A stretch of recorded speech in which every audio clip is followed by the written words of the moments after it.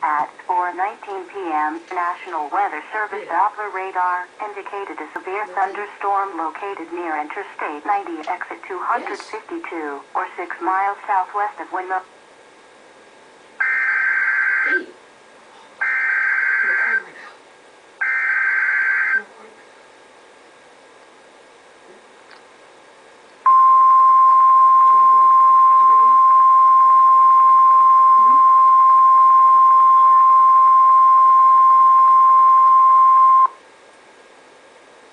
The National Weather Service in La Crosse has issued a tornado warning for Houston County in southeast Minnesota, northwestern Vernon County in southwest Wisconsin, southern La Crosse County in west central Wisconsin, until 5:15 p.m.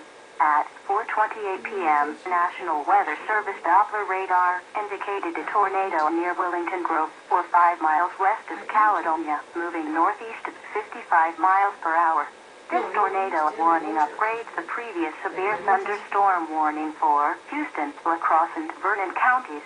The tornado will be near Highway 44 and Sandon Road around 4:35 p.m., County Roads 3 and 24 and Freeburg around 4:40 p.m., Brownsville and Polka around 4:45 p.m., La Crosse and Maple Grove around 4:50 p.m., Highway 33 and County OA, and Ellish Hill around 4:55 p.m., the Cooley Experimental Forest and Berry Mills around 5 p.m., Bangor and Interstate 90 exit 15 around 5:05 p.m. Take cover in a basement or in an interior room on the lowest floor and stay away from windows.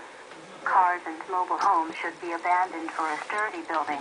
As a last resort, lay flat in a ditch and cover your head. A tornado watch remains in effect until 11 p.m. Sunday evening for northeast Iowa and southeast Minnesota and western Wisconsin.